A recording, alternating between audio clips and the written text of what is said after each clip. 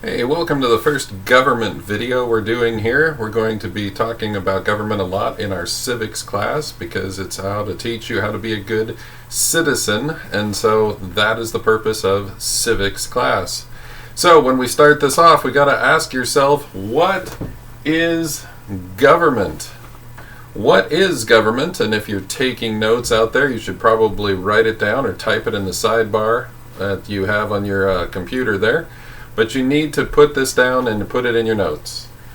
Government is a defined area in which a selected set of rules are exerted by force. Okay?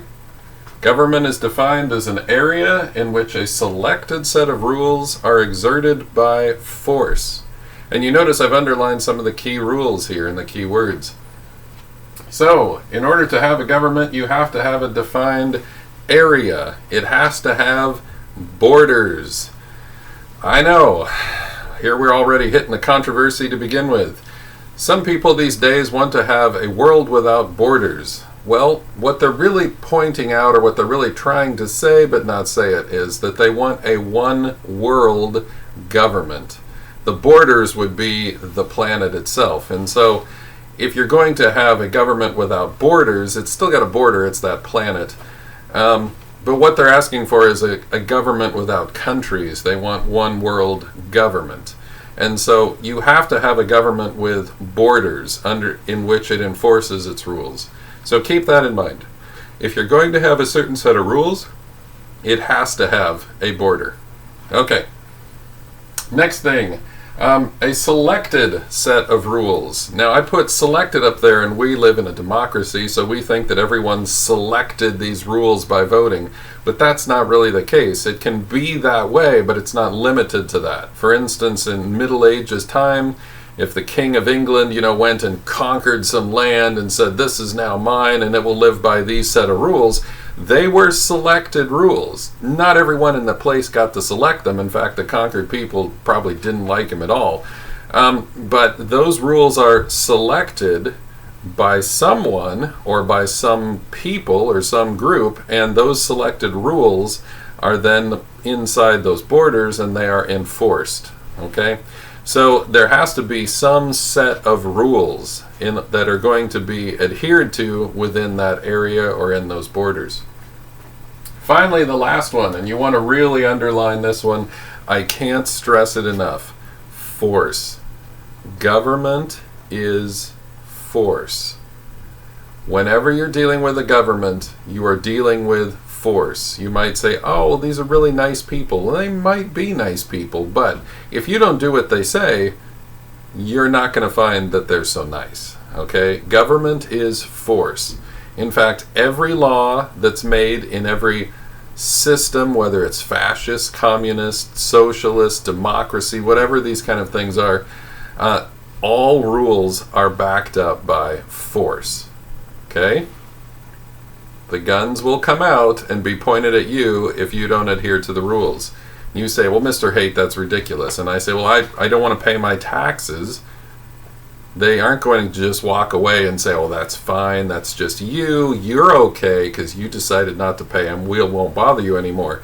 No, they're going to come to my door and they're going to say, pay your taxes. And I'm going to say, no. And then someone with a gun, usually they called them a sheriff, will come to my door and say, pay your taxes. And I'll say no, and then I'll get handcuffed and put in jail, and my stuff will be taken away by force. Okay? All government rules are backed up by force. I can't stress that enough. It's going to come up again and again in this class because that's really what government does, is it uses force. That's how it gets things done. All right? And we're going to explore that a little bit more in the first chapter because that's the main point. So, why do we need it? Well, in order to understand this, we have to start with, what if there was no government? And so, what would we call that? Life without government is anarchy. And hopefully I got the little graffiti symbol right there. I haven't actually ever drawn it, but I've seen it around, different towns and boxcars and all kinds of things on walls. So, anarchy. This idea that we are free to do whatever we want because there's no government and there's no force. Which sounds awesome, because I would like to do that just as much as anyone else. Why have government at all? What is the purpose? If it's all about borders and force and a selected set of rules that maybe I didn't choose, maybe we should just get rid of it. And people will, carve that into desks at the school and say, it's anarchy, we can do whatever we want. The problem is, when everyone does whatever they want, you get absolute and complete chaos. And so what you've got here is, if you have anarchy, you have no standards for trade, behavior, or justice. So if you're taking notes there, the first one, trade, if we talk about that, say you wanted to trade a pound of something for a pound of something else, and the other person says, well, that's not how I define a pound, and you shrug and say, well, this is how I define a pound, and no one can come up with the actual way to exchange goods and services. So everyone has to inspect everything before they trade it so that they know exactly what they're getting, which would be really hard and really cumbersome. If you think about trade, you also think about money. Governments establish what is money in their borders. And if you don't have that money established, then what you've done is you've not gone back a little bit in time, you've gone back way far in time. You've gone to a point where there's just barter systems, like I'll give you a couple tomatoes for a couple carrots, and there's no medium of exchange, there's no money, because there's no standard of value. So without that, you can't have trade. And we'd be back far, far back into the caveman days otherwise. Next problem is behavior. If you have a problem with your neighbor, you could just go talk to them and say, hey, your dog's barking. It's waking me up in the middle of the night. Could you stop? And if they don't stop this, then normally in a governmental system, you would call the police and they would have to enforce some rules on this person because their barking dog is infringing on your right to sleep or to have peace and quiet or whatever set of rules is decided in your town. If it was anarchy, how would you decide anything? What is the correct behavior?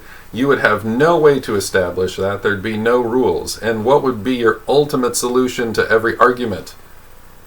You would shoot the other person.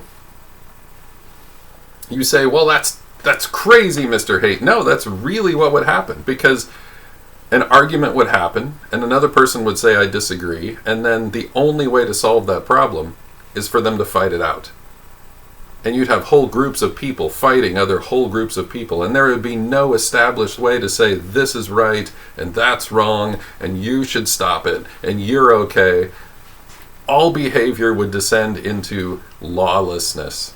Every argument, every conflict would be decided by force, but it would be anarchy. It would be chaotic force. It would be applied in every which direction, and it would be different every time.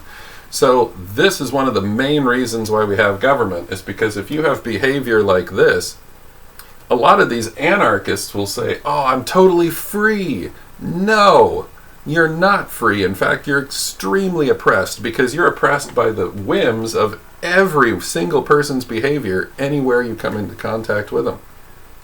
Because you don't know what they're going to do. Are they going to rob you? Are they going to have a fight with you? Do they have more guns? I mean, what is going to be the deciding factor? And so that's a real problem. Behavior has no established norms and guidelines. And so under anarchy, you think you're free to do anything. Actually, you are the least free under anarchy.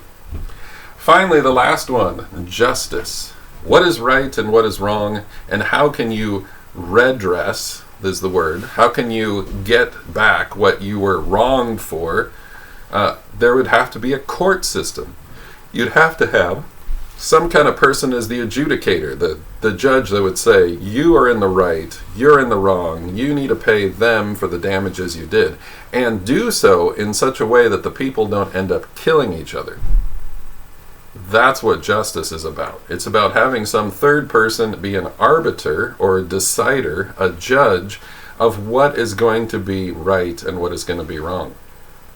And so if you establish norms of behavior, you can then go and get justice from the government, and they can enforce the set of rules that should be applied in each case, so that people are now free to act in the best and most beneficial ways. Okay? So, these are some of the reasons why we have government. It is extremely useful. It can also be extremely deadly, and we're going to see that in the next few chapters. Okay? So, stay tuned for that. Thanks.